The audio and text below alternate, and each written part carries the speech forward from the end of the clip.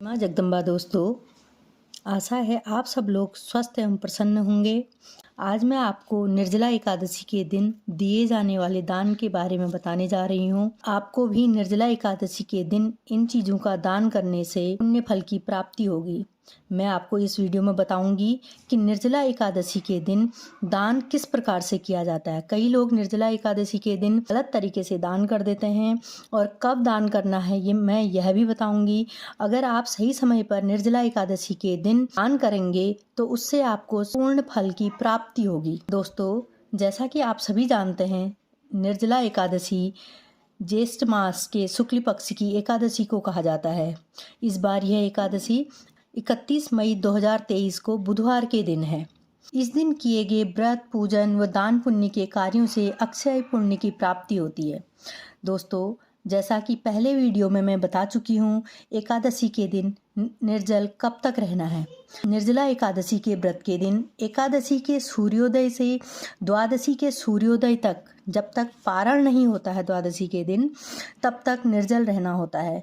जब हम पारण करते हैं तब हम जल का ग्रहण करते हैं। अगर आप अस्वस्थ हैं, बीमार हैं या आप नहीं कर पा रहे हैं तो आप जल पी सकते हैं, परंतु जो निर्जला एकादशी का नियम है वह है एकादशी के सूर्योदय से द्वादशी के सूर्योदय तक निर्जल रहना। आप जानते ही हैं, इतनी गर्मी में पूरे दिन प्यासे रहना कितनी बड़ी तपस्या है, परंतु अगर हम नियम से श्रद्धापूर्वक कार्यों को करते हैं तो हम किसी भी कार्य में सफल हो जाते हैं। दोस्तों, निर्जला एकादशी सभी एकादशियों में श्रेष्ठ एकादशी मानी जाती है। अगर आप साल में किसी भी एकादशी का व्रत नहीं लेते हैं तो सिर्फ निर्जला एकादशी का व्रत लेने से आपको सभी एकादशियों का फल प्राप्त हो जाता है। दोस्तों, आप तो जानते ही हैं, सभी व्रतों में, त्योहारों में, हमारे सनातन धर्म में दान पुण्य का बहुत अधिक महत्व बताया गया है।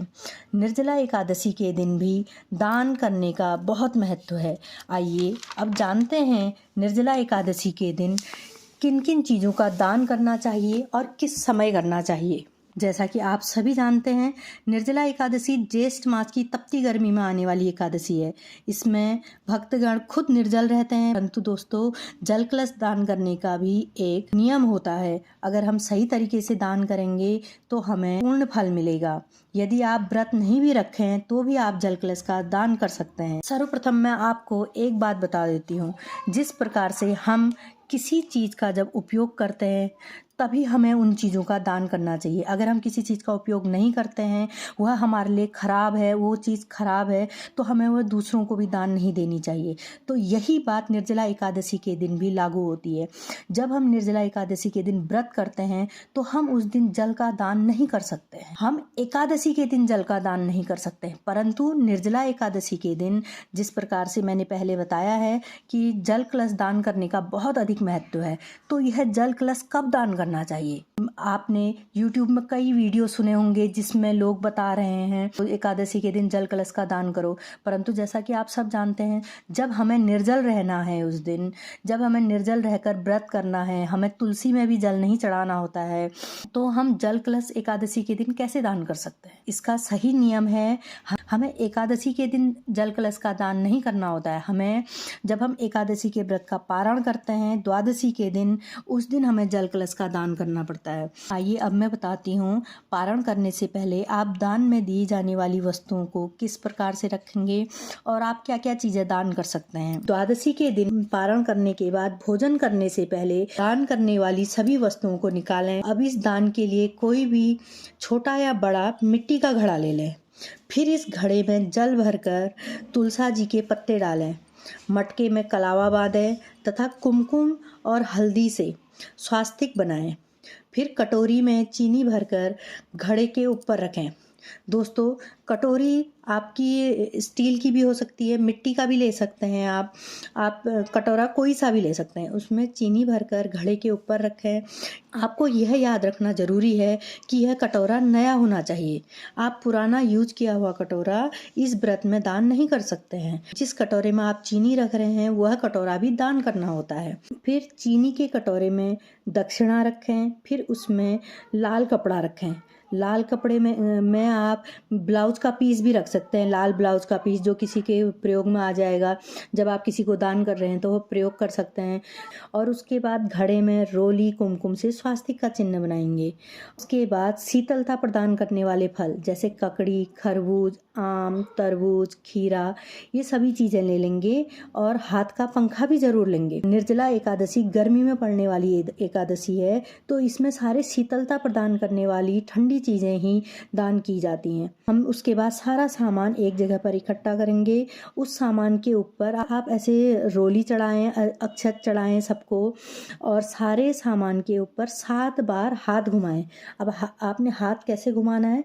हाथ आपने क्लॉकवाइज घुमाना है। क्लॉकवाइज आप जानते होंगे, घड़ी की सुई की दिशा में आपने हाथ घुमाना है। और उसके बाद किसी मंदिर में या ब्राह्मण को हम यह सारा सामान दान में दे दें। दोस्तों, निर्जला एकादशी के व्रत में जल दान का बहुत अधिक महत्व होता है। आप द्वादशी के दिन आऊ लगवाएं, मंदिर के पास में जल शरबत वितरण करें। जल और शरबत वितरण करने से पितृदोष और चंद्र दोष में राहत मिलती है। इस व्रत में अन्न, पंखा, छाता, बिस्तर, वस्त्र दान का बहुत अधिक महत्व होता है। इस दिन चने और गुड़, आम, खरबूज का दान भी मंगलकारी माना जाता है।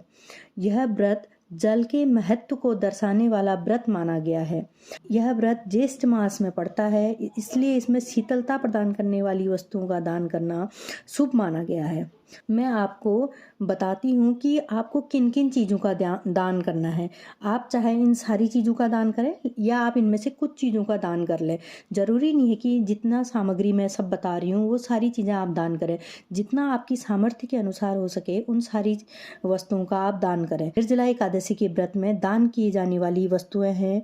इस दिन जूता दान किया जाता है, बिस्तर, छाता, फलों में आप खरबूज, तरबूज, आम, केला और शरबत, ककड़ी, और आप बिस्तर दान कर सकते हैं। हाथ का पंखा दान कर सकते हैं। मटका दान, कलश, जिसको कलश भी कहा जाता है, दान कर सकते हैं। दूध, दही, वस्त्र, अन्न, और भी अगर आप कोई वस्तुएं दान करना चाहें तो आप दान कर सकते हैं।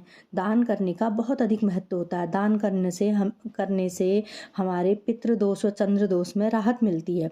दोस्तों, जल और शरबत का दान अवश्य कीजिए, इससे पितृदोष और चंद्र दोष में राहत मिलेगी। दोस्तों, मैं पहले वीडियो में निर्जला एकादशी कब है और क्या क्या उस दिन किया जाता है यह सब कुछ बता चुकी हूँ। आप उस वीडियो को भी अवश्य देखें, जिससे आपको निर्जला एकादशी के व्रत को कैसे किया जाएगा इन सभी बातों की जानकारी हो जाएगी। दोस्तों, मैं आपको एक बार फिर बता दूं, निर्जला एकादशी 30 मई मंगलवार को दोपहर 1:09 में प्रारंभ हो रही है तथा निर्जला एकादशी का समापन 31 मई बुधवार को दोपहर में 1:46 पर है। जैसा कि आप सभी जानते हैं, उदया तिथि के अनुसार कोई भी व्रत लिया जाता है, इसीलिए हम निर्जला एकादशी का व्रत 31 मई को लेंगे और इसका पारण 1 जून को सुबह 5:23 से सुबह 8:09 के मध्य किया जाएगा। गुरुवार के दिन इसका पारण किया जाएगा। दोस्तों, उम्मीद है आप सबको मेरी यह जानकारी अवश्य अच्छी लगी होगी। अगर कुछ भी अच्छा लगे तो प्लीज़ लाइक, शेयर और सब्सक्राइब करना ना भूलें, जिससे यह मेरी वीडियो और लोगों तक भी पहुँचे और सबको हमारे सनातन धर्म के रीति रिवाजों के बारे में जानकारी प्राप्त हो सके तथा वह भी इन व्रतों को कर पुण्य प्राप्त कर सकें। धन्यवाद दोस्तों।